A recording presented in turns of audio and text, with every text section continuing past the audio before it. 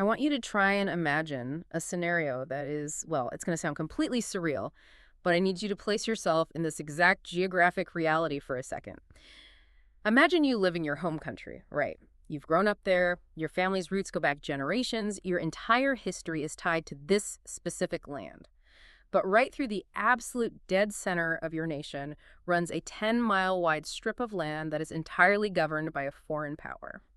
And it's important to note this isn't just a large embassy compound or, a military base tucked away in the corner of some province. Right, no, I mean, they have their own police force, their own judicial system, their own grocery stores, their own schools. If you want to travel from the northern half of your own country to the southern half, you literally have to ask a foreign government for permission just to cross through this territory. Yeah, it creates this geographic and psychological fracture that is almost impossible to overstate. It's not a border you cross once to leave your country. It's a border you have to cross just to visit your cousin on the other side of your own capital city. I mean, it fundamentally severs the republic in half. And that binary, broken geography is the exact reality of the Panama Canal Zone from 1914 all the way through the 1950s. And to really understand the tension that eventually boils over there in this deep dive, we have to look at the legal fiction that created it in the first place. Because the United States didn't just conquer this strip of land in a war, nor did they simply rent it like a standard tenant. They used a very specific, almost baffling legal phrase to justify it. Right, so the foundational document here is the 1903 treaty. And there's this phrase that basically dictates the next century of history in Panama.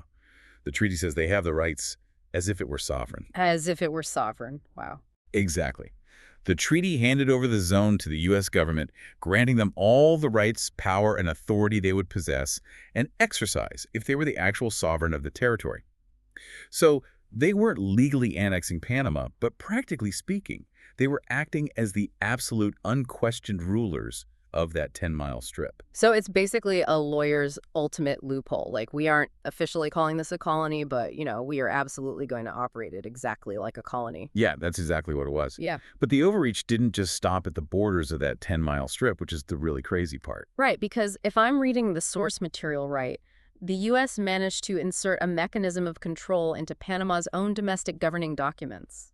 That brings us to Article 136 of the 1904 Panamanian Constitution. This is just a staggering piece of legal architecture.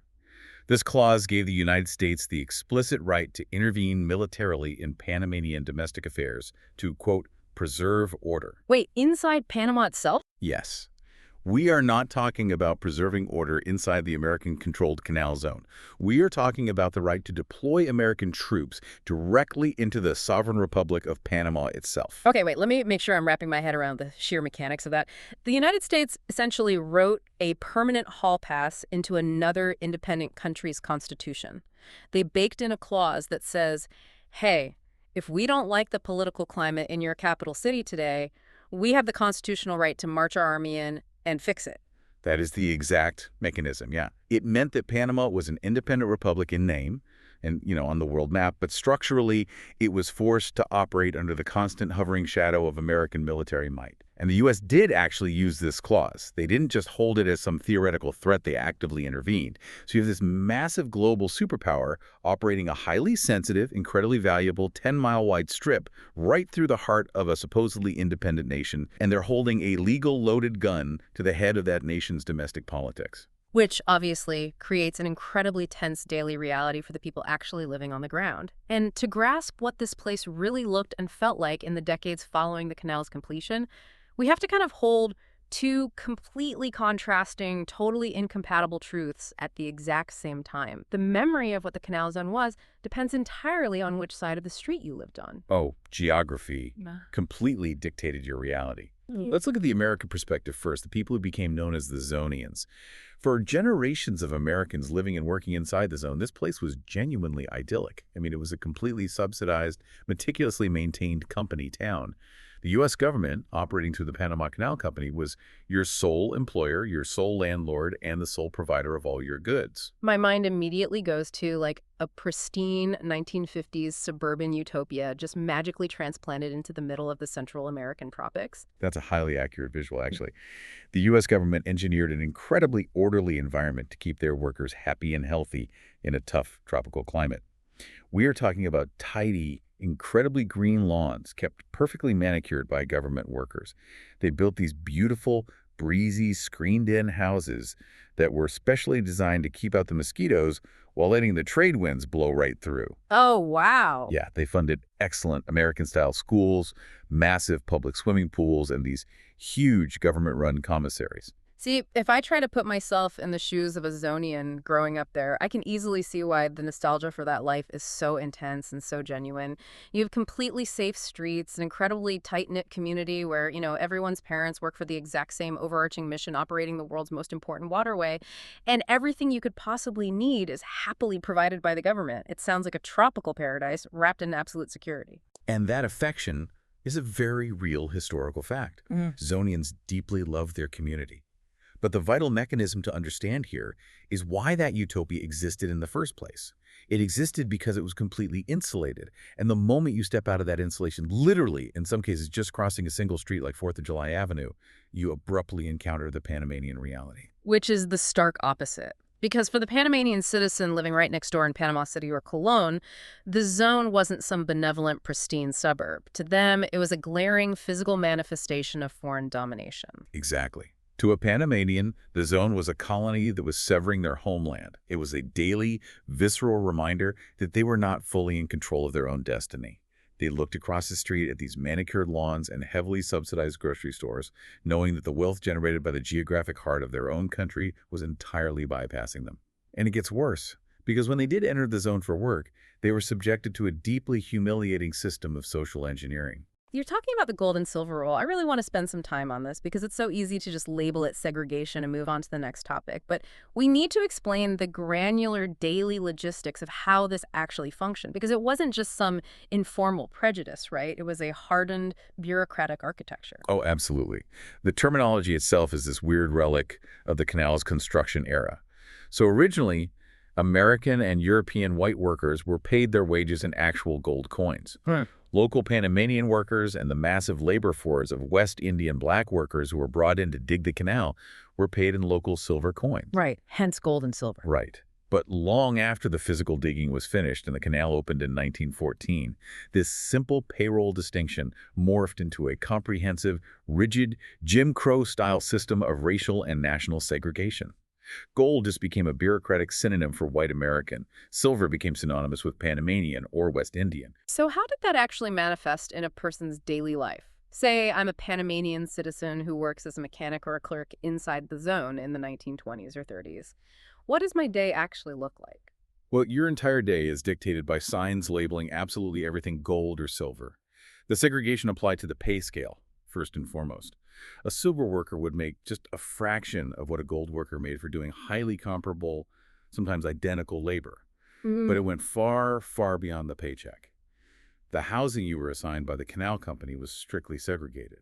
The schools your children were allowed to attend were divided into gold schools, which were exceptionally well-funded and taught in English, and silver schools, which were severely underfunded and really struggled with basic resources. And from the sources we're looking at, I read that it even extended down to the absolute most mundane aspects of public infrastructure. Like, it wasn't just entire neighborhoods that were split, it was individual buildings. It was incredibly granular. If you went to the post office inside the zone, there was a gold window and a silver window. There were separate bathrooms, there were separate drinking fountains, the clubhouses, the commissaries, the recreational facilities. The entire infrastructure of this 10-mile strip was totally bifurcated. The American administrators effectively exported the racial politics of the American South and imposed them directly onto a slice of Central America. It's like having a heavily fortified, luxury-gated community dropped right into the middle of your living room. And inside that gated community, people are having barbecues, their kids are playing in the pool, they feel completely safe and happy.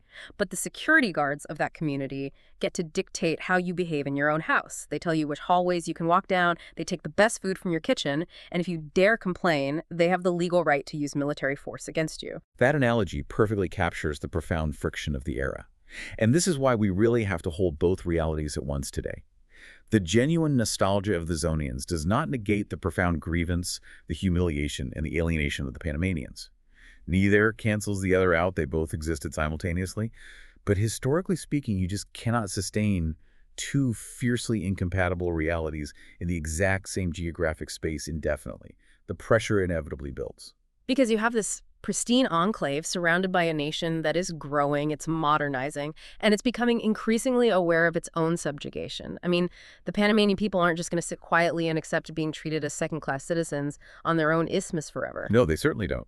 The resentment really simmers throughout the 1920s, and by the time we hit the 1930s, that friction sparks a serious political fire. It leads to the first organized, substantial attempt by Panama to pry open the American grip and reclaim a piece of their sovereignty. Which brings us to a really fascinating figure in Panamanian history, Arnulfo Arias.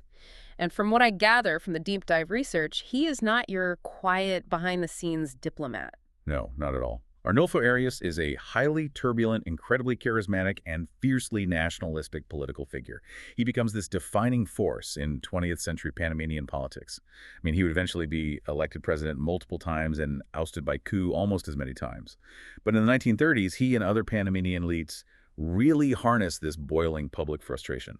They look at the suffocating 1903 treaty and say, look, this is fundamentally incompatible with our existence as a modern nation. We need a major revision. And surprisingly, they actually find a receptive audience in Washington. Or, well, at least a more receptive audience than they had in the past. Yeah, the geopolitical context of the 1930s is crucial here. The United States is operating under President Franklin D. Roosevelt's good neighbor policy. FDR is actively trying to rebrand the United States away from the heavy-handed, imperialist, big-stick diplomacy of Theodore Roosevelt, which, ironically, is the very diplomacy that created the Canal Zone in the first place. Right, trying to soften the image. Exactly. The U.S. realizes that having openly hostile neighbors in Latin America is bad for business and, more importantly, bad for security. So when Panama pushes hard for treaty revisions, the Roosevelt administration is actually willing to sit down at the table. Which leads to the signing of the Hull-Alfaro Treaty in 1936, sometimes referred to as the Arias-Roosevelt Treaty. Now, if we look at the actual mechanisms of this agreement, it doesn't just tweak the wording around the edges. It fundamentally alters the legal power dynamic. It was a massive watershed moment on paper.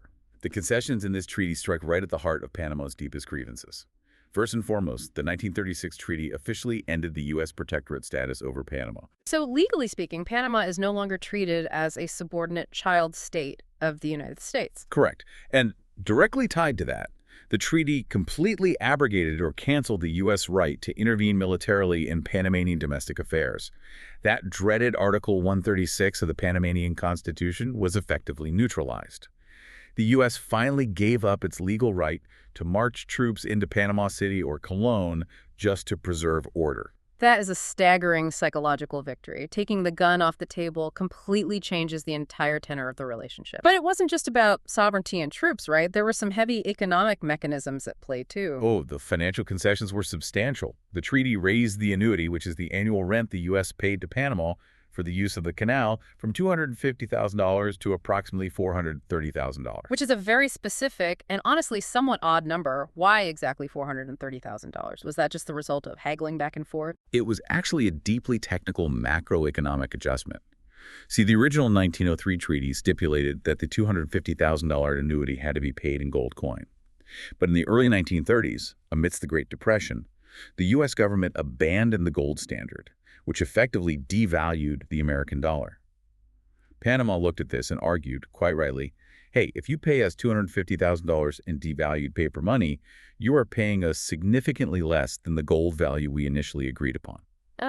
That makes sense. Yeah, so the jump to roughly $430,000, which, by the way, was to be paid in Panamanian balboas to reflect the currency shift, was essentially just a mathematical correction to make Panama whole based on the original gold value of the agreement. Okay, that makes perfect sense. So they get the military intervention revoked, they get their rent payment stabilized and increased.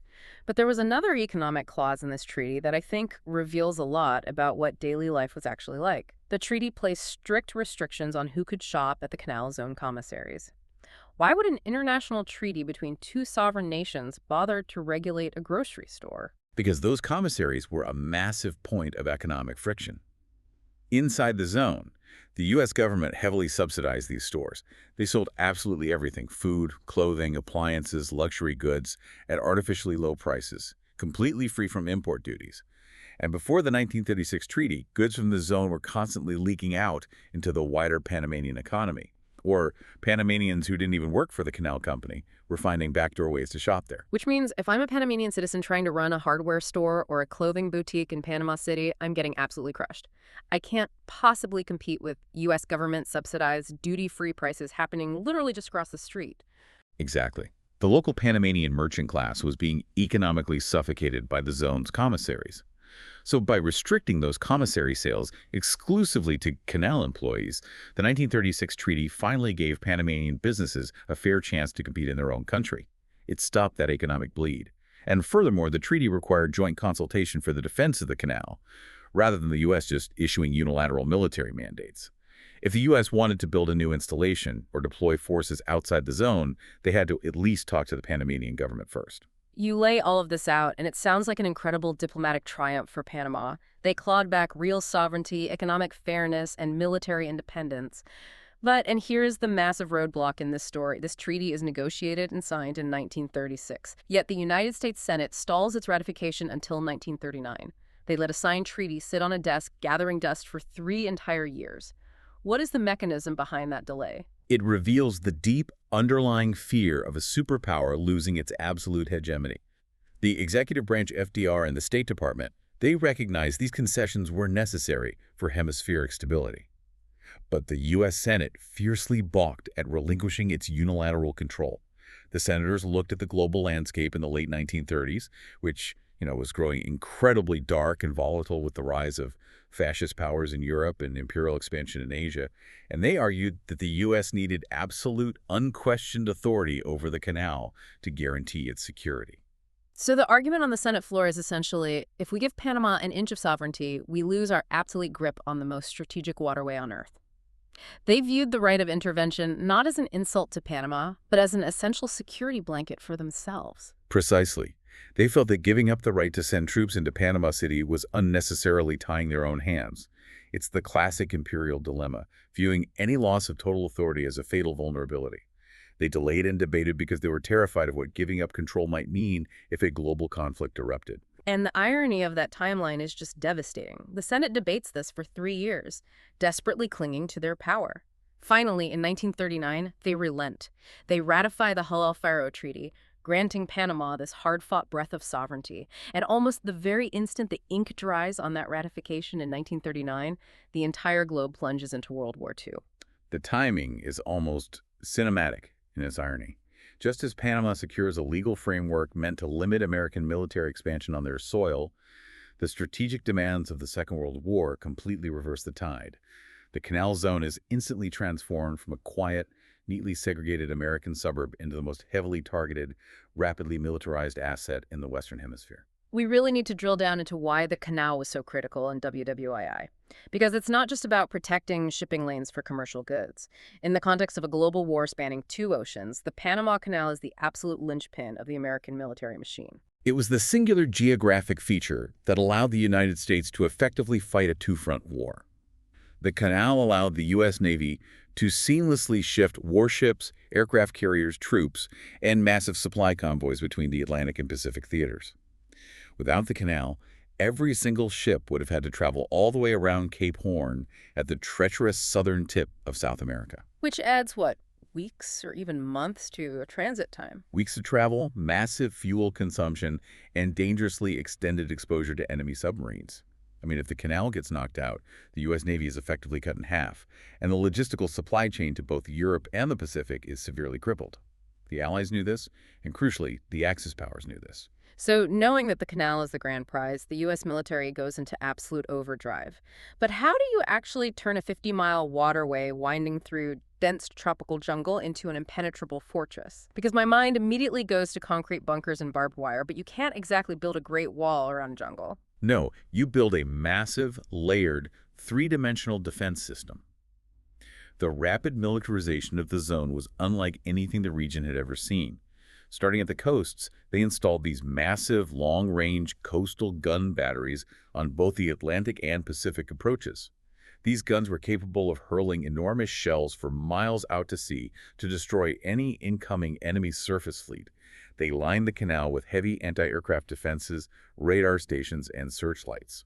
I also read in the dossier about something they used over the locks themselves, barrage balloons, which I always associate with London during the Blitz, but they use them in Panama too. How does a balloon stop a bomber? It's an ingenious, highly physical defense mechanism. Imagine massive, blimp-like balloons tethered to the ground by very thick, highly tensioned steel cables. They floated these balloons in a dense array directly over the vital locks of the Canal Gatún, Pedro Miguel, and Miraflores. The balloon itself isn't the weapon. The steel cable is the weapon. Oh, so it creates a literal net in the sky. Exactly. If enemy dive bombers or torpedo bombers tried to swoop in low to get a precise drop on the lock gates, they would inevitably crash into these steel cables and shear their own wings off.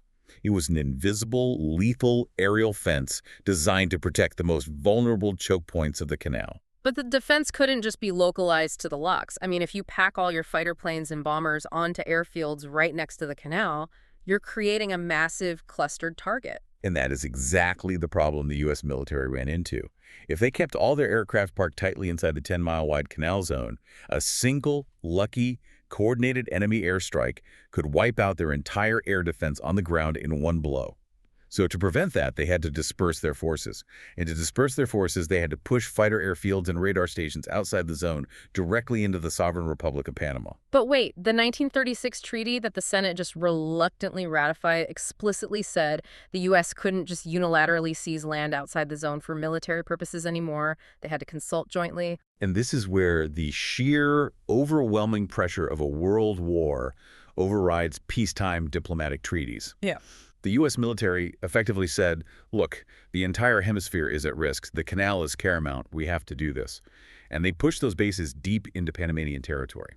It was framed as emergency joint defense, but the reality was a massive expansion of the American military footprint across the entire isthmus. They built vast radio antenna arrays for communication and intelligence gathering hidden deep in the jungle. And they also established massive naval facilities, particularly on the Caribbean side, right? Yes, most crucially, they expanded a major submarine base and a naval air station at Coco Solo, which is situated near the city of Colón on the Atlantic approach. Coco Solo is a location that just keeps popping up in this history. It was essentially a sprawling, self-contained military city right on the water. And there's a really fascinating historical footnote about Coco Solo that highlights just how deeply entrenched this American presence was. Listeners might actually recognize the name John McCain. The late U.S. Senator and 2008 Republican presidential nominee. Yes, exactly. John McCain was actually born at the Coco Solo Naval Hospital on August 29, 1936. His father was a Navy officer stationed at the submarine base there, and this unique geographic quirk being born to American parents inside a U.S. military zone that was legally treated as if sovereign, but was geographically located within the borders of Panama, that actually triggered a significant constitutional debate decades later during his presidential run. It's a perfect illustration of the bizarre legal limbo the zone occupied. Legal scholars literally had to debate whether a child born in the Panama Canal Zone in 1936 legally counted as a natural-born citizen eligible to hold the office of the president. The Senate eventually passed a non-binding resolution agreeing that he was, but it just goes to show how hopelessly tangled the jurisdiction of this 10-mile strip really was. But let's bring it back to the war, because we're talking about all these massive defenses, the coastal guns, the barrage balloons, the submarine bases. It can start to sound like a theoretical exercise in military engineering, like they were just preparing for an attack that never came. That is a common misconception, but it is dangerously false. The danger to the Panama Canal wasn't just someone pointing at a map in a war room in Washington or Berlin. The war actually came right up to Panama's front door. The Canal Zone became a very real, very active front line. And this brings us to the Battle of the Caribbean in 1942. This is a chapter of World War II that is so rarely discussed. When we picture the war, we picture the beaches of Normandy, the ruins of Stalingrad, or the island-hopping campaigns in the Pacific. We almost never picture a brutal naval war happening just off the coast of Central America, in waters we usually associate with cruise ships and vacations. But the Battle of the Caribbean was devastating. In 1942, the German Navy deployed a fleet of U-boats, their highly advanced submarines, directly into the Caribbean Sea. Yeah. They had two main strategic goals. First, to choke off the massive supply of crude oil flowing out of Venezuela, and second, to disrupt, sink, and terrorize the massive amount of Allied shipping heading toward the Panama Canal. And the U-boats were terrifyingly successful. They didn't just sink a few stray freighters. The numbers from 1942 are staggering. They are horrific.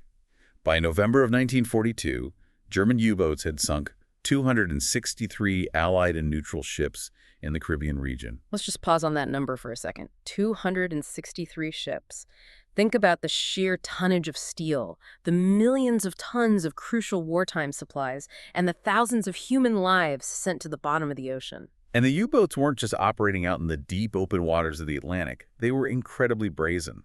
By June of 1942, the U-boats had pushed aggressively close to the shoreline. They reached the very approaches to the canal itself. There was a terrifying 2-week period where German U-boats were sinking roughly one ship every single day, right off the coast of Panama. It's one thing to hear the statistics, but to really understand the terror of that moment, we have to look at the lived experience. And from the sources for this deep dive, there is an incredibly profound oral history account that really grounds this in human reality. It perfectly captures the surreal juxtaposition of daily life and total war. So I want you to imagine standing in a room in 1942, specifically the maternity ward of the Coco Solo Naval Hospital, the exact same hospital where John McCain was born. A young woman is lying in a bed there, pregnant, preparing to give birth. A maternity ward is supposed to be the ultimate sanctuary, right? It is quiet, it's sterile, it's protected, a place entirely dedicated to bringing new life into the world safely. Right. But as this woman lay in her hospital bed in labor, that sanctuary was completely shattered. She recalled that she could actually hear the deep, concussive, deafening explosions of German torpedoes detonating in the water. And when she turned her head and looked out the window of the maternity ward, she could see thick, black columns of smoke rising violently into the sky just beyond the breakwaters of Colón. The visceral horror of that image is almost hard to comprehend. I mean, inside the room, the vulnerability and intimacy of childbirth. Outside the window, literally in her line of sight, the fiery reality of a world war. She was watching ships being hunted and sunk, knowing that sailors were dying in the water just a few miles away. It gives me chills every time I think about it. It completely shatters the illusion that the threat to the canal was abstract. The war was so close that a mother could watch ships burned from her delivery bed. And while the German U-boats were wreaking absolute havoc on the Atlantic side of the canal, we have to pivot and look at the threat coming from the other ocean. Because the Pacific side of the canal was in the crosshairs of a completely different, but equally terrifying strategic threat from the Empire of Japan. Japan recognized the same geographic truth the Allies did. They looked at the Panama Canal and realized that if they could somehow destroy it, they could trap the bulk of the American fleet in the Atlantic Ocean. That would buy the Japanese Navy the precious months they desperately needed to consolidate their conquests in the Pacific without American interference. Japan viewed the canal as a prime strategic target from the very beginning of the war, but they faced an immense logistical problem: the sheer distance. Panama is a tremendously long way from the Japanese home islands, and standard aircraft of the era simply did not have the range to fly across the Pacific, bomb the canal, and fly back. So how do you bridge that gap? You can't just sail an aircraft carrier task force right up to the coast of Central America without being spotted by radar and patrols long before you get there. You have to bridge the gap stealthily. And to solve this problem, Japanese naval engineers conceived of a wildly ambitious, almost science fiction level weapon. They designed and built the I-400 class submarines. I have to admit, when I first read about the I-400s in the dossier, I thought it was an exaggeration, because these weren't standard submarines that just, shoot torpedoes. No, they're the largest submarines built by any nation during the entire Second World War. The I-400s were essentially underwater aircraft carriers. Which sounds completely contradictory. How does an underwater aircraft carrier actually work mechanically? How do you put an airplane inside a submarine? It requires an incredible feat of engineering. The I-400s were built with a massive, watertight cylindrical hangar tube integrated directly into the upper deck of the submarine. Inside this pressure-sealed tube, each submarine carried 3 Aichi M6A Saran float planes. To make them fit inside the tube, the wings and the tail stabilizers of the planes were designed to fold back flush against the fuselage. So it's like taking 3 high-performance fighter bombers, folding them up like origami, and stuffing them into a giant steel thermos. That's a great way to visualize it, yeah. The tactical plan was to load these planes with heavy bombs, seal them in the hangar, and have a small fleet of these I-400 submarines navigate stealthily across the vast expanse of the Pacific Ocean, completely submerged and undetected by American radar or patrol ships. And then what happens when they actually reach the coast of Panama? Well, when they got within striking distance, the submarines would surface under the cover of darkness. The crews were highly drilled, They would pack the hatch on the hangar tube, rapidly slide the folded planes out onto the deck, manually unfold and lock the wings into place, warm up the engines, and then launch the planes straight off the deck using a massive compressed air catapult system. It's genuinely mind-boggling that they engineered a system to catapult bombers off a wet submarine deck in the middle of the ocean. And what was the specific target once those planes were airborne? I assume they aren't trying to dogfight. They have a very specific mission. Their mission was singular and devastating.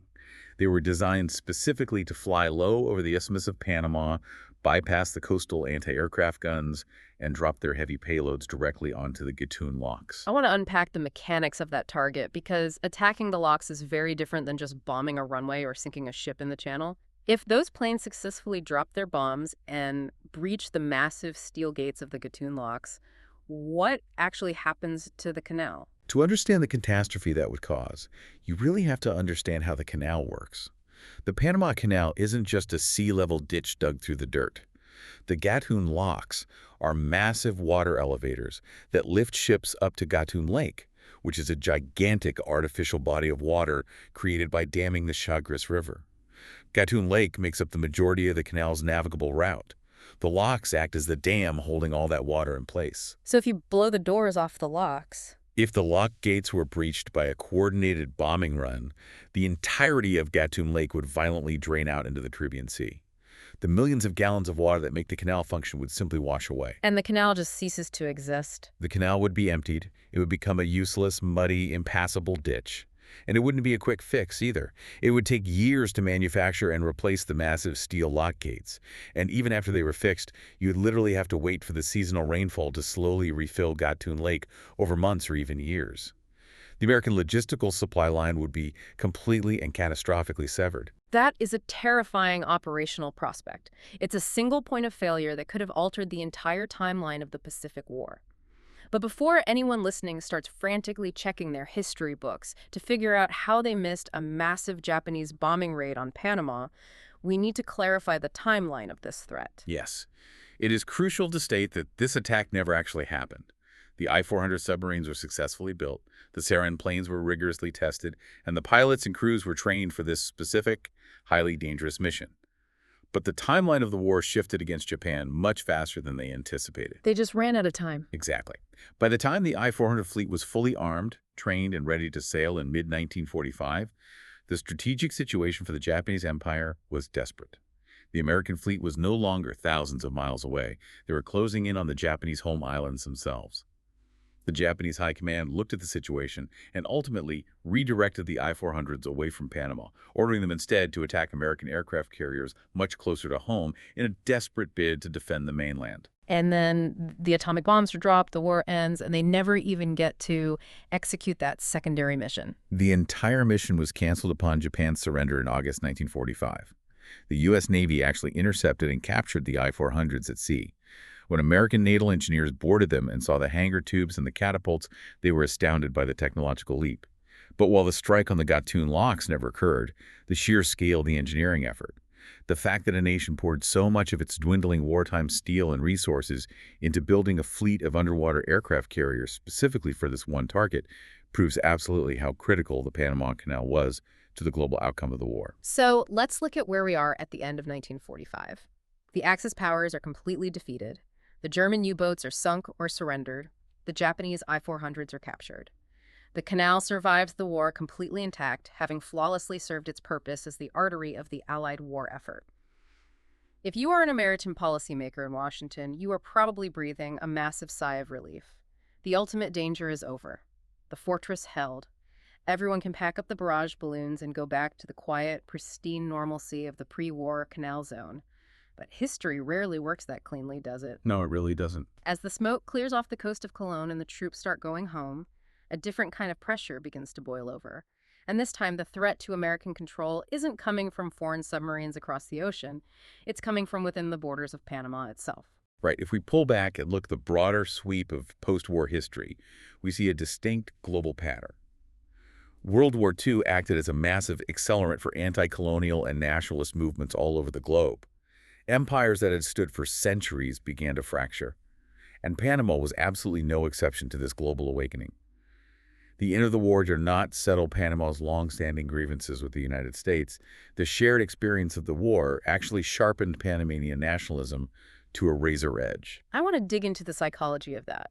Why did surviving a global conflict alongside the United States make the Panamanian people more frustrated with the U.S. presence rather than more grateful for the protection? Because of the sheer visibility and invasiveness of the occupation during the war. As we discussed earlier, to protect the canal, the U.S. had aggressively expanded its military footprint far beyond the borders of the 10-mile Canal Zone. They built over 100 bases, airfields, radar stations, and anti-aircraft encampments deep into sovereign Panamanian territory. So Panamanians had to live with foreign troops, essentially occupying their towns, their beaches, their countryside, disrupting their daily lives. Exactly. Panamanians lived with the disruption, the heavy military traffic, the requisitioning of land, and the very real danger of being a target for U-boats, all in the name of a shared Allied victory. They made sacrifices. But there was an implicit understanding that this was a wartime emergency measure. When the war finally ended in 1945, the expectation in Panama was clear. Okay, the emergency is over. Pack up the outer bases and retreat back into your 10-mile zone. But the U.S. military didn't want to leave. Because 1945 isn't just the end of World War II, it's the immediate dawn of the Cold War. The geopolitical chessboard resets practically overnight. Precisely. The Soviet threat is suddenly looming. The Pentagon looks at the map and says, well, we just fought a brutal war to secure this hemisphere. We can't give up our forward radar stations and airfields now. We need these outer bases for long-term hemispheric security. So they try to make the wartime land grab permanent. And that leads to a major diplomatic showdown in 1947. Yes, in 1947, the U.S. State Department and Panamanian negotiators drafted something called the Philos-Hines Agreement. This treaty was designed to allow the United States to maintain control of many of those military bases outside the zone for years or even decades to come. The U.S. government, operating with a bit of post-war hubris, essentially assumed the Panamanian National Assembly would just rubber stamp the agreement out of habit. But the American diplomats were completely blind to the temperature on the street. Because it wasn't the politicians who stopped this treaty, it was the people. This is a crucial defining turning point in Panamanian history. The Panamanian people didn't just write angry editorials, they mobilized. The reaction to the news of the Philos-Hines Agreement was absolutely explosive. Mass protests erupted across the country, but particularly in Panama City. And the vanguard of these protests wasn't seasoned politicians, it was the youth. It was led primarily by high school and university students, alongside various nationalist groups and labor organizers. That detail is so striking. It's a new generation. These are students who grew up entirely under the shadow of the zone, who watched their country utilized as a military staging ground, and they are flatly refusing to accept the status quo of the past half-century. Thousands of people marched through the streets in the sweltering heat, directly on the Panamanian National Assembly. The pressure from the streets was immense, visceral, and unrelenting. The students virtually besieged the National Assembly building while the politicians were inside debating the treaty. The message from the crowd was unmistakable. If you sign away our land again, you will answer to us. The politicians were literally trapped by the will of their own constituents. And it worked. The politicians listened to the roar of the streets. In a stunning defiance of American pressure, the Panamanian National Assembly unanimously rejected the Philos-Hines Agreement. It was a massive, highly public defeat for American diplomacy in the region. The U.S. realized they couldn't force the issue without sparking a full-blown violent uprising, so they had no legal choice but to pack up their equipment, abandon those outside bases, and retreat strictly back within the borders of the 10-mile Canal Zone. You have to imagine how incredibly empowering that moment was for the Panamanian nationalist movement. For decades, the U.S. had seemed like this immovable, omnipotent force. But in 1947, the Panamanian people pushed back against the giant, and the giant actually took a step back. It proved definitively that the American grip wasn't absolute, and that coordinated public agitation worked. But while it was a victory, it didn't solve the core underlying disease, it only cured a symptom. Right, because even after the U.S. retreats from the outer bases, the 10-mile zone itself is still sitting right there in the middle of the country. The in perpetuity clause from 1903 is still active. The gold and silver rule segregation is still happening every single day. The fundamental fracture of their geography hasn't changed at all. And throughout the early 1950s, that core tension continues to mount. The U.S. government realizes they have a serious deteriorating public relations and diplomatic crisis on their hands. The nationalist rhetoric in Panama is getting louder. So Washington decides to try and apply another diplomatic band-aid to quiet things down. Enter the 1955 Ramon-Eisenhower Treaty. The U.S. sits down with Panamanian President José Antonio Ramon, and they hammer out another set of revisions. And once again, they use the same playbook they used in 1936. They throw money at the problem.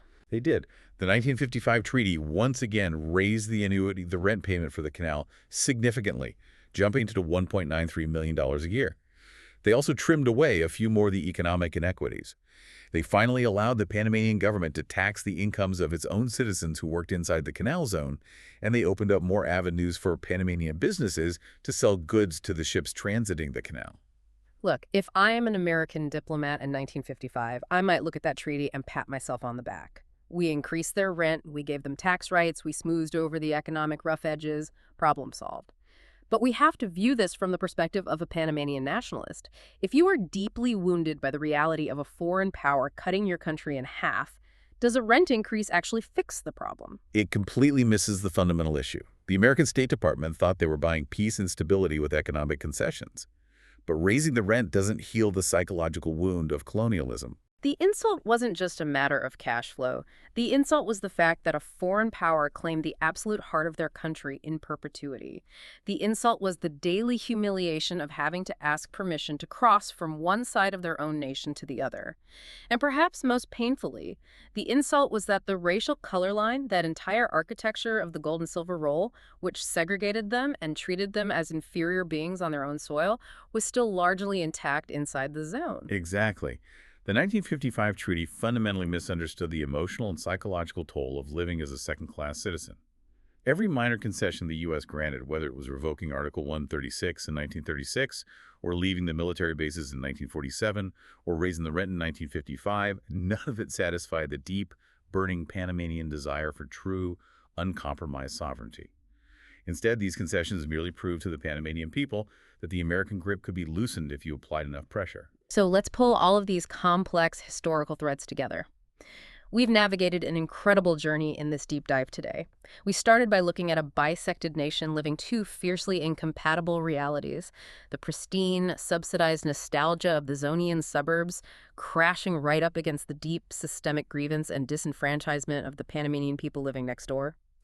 We watched the U.S. make a slow, grudging legal retreat in 1936 with the Hull-Alfaro Treaty, finally taking the threat of military intervention off the table, only to have the U.S. Senate stall the paperwork for 3 years because they were terrified of letting go of their imperial power. And then we saw that power and that infrastructure tested in the most terrifying crucible imaginable. World War II transformed the canal into the ultimate strategic prize of the hemisphere. We saw the tropical shores of Panama become a literal front line, with German U-boats sinking massive freighters within eyesight of a maternity ward, and Japanese engineers building science fiction submarines to try and drain Gatún Lake. But the fortress held. The canal survived the war. And yet, the profound irony is that the World War the U.S. fought to protect freedom and defeat empire around the globe ended up fueling a massive democratic nationalist uprising right in the middle of their own colonial enclave in Central America. The students who flooded the streets in 1947 learned that they had a voice and that their voice had real power. Which leaves us with a critical, lasting realization. By the late 1950s, the Canal Zone is an unsustainable anomaly. The great European empires are beginning to fracture worldwide. The era of decolonization is in the air. Yet here is this pristine, quiet, heavily armed American enclave sitting stubbornly right in the middle of a country that is fully awakened to its own national identity. I want you to picture that enclave in the late 1950s. The sprinklers are running on the perfectly green lawns of the zone. The anti-aircraft guns are still quietly pointing at the sky. The commissaries are fully stocked. And surrounding this 10-mile strip is a generation of young Panamanians. These are the same youths who forced the U.S. to abandon their military bases. They've watched their country survive the crucible of a world war. They've watched their own politicians force economic and legal concessions from a global superpower. And they're standing on the border, looking across the street into that gated community sitting right in the middle of their living room, and they're asking themselves a question that is about to permanently change the trajectory of history. Why are we still second-class citizens in our own home? That is the defining question of the era. It's a question that treaties about rent, or taxes, or commissaries could never possibly answer. And it's a question that couldn't be contained by an artificial border drawn on a map by lawyers 50 years prior. It's a question that is simmering, heating up degree by degree, just waiting for a spark. And in a few short years, a single torn piece of fabric, a flag raised outside a high school, is going to ignite that spark and cause the defining tragic crisis of 1964. The friction between these two incompatible realities is going to finally violently catch fire. But the story of that flag and the explosion it causes is a deep dive for another day. Until then, the next time you look at a map or cross a border or even just walk through a rigidly divided neighborhood in your own city, take a moment to ask yourself who exactly drew those lines, what legal fictions hold them in place, and what it ultimately costs the people who are forced to live inside them.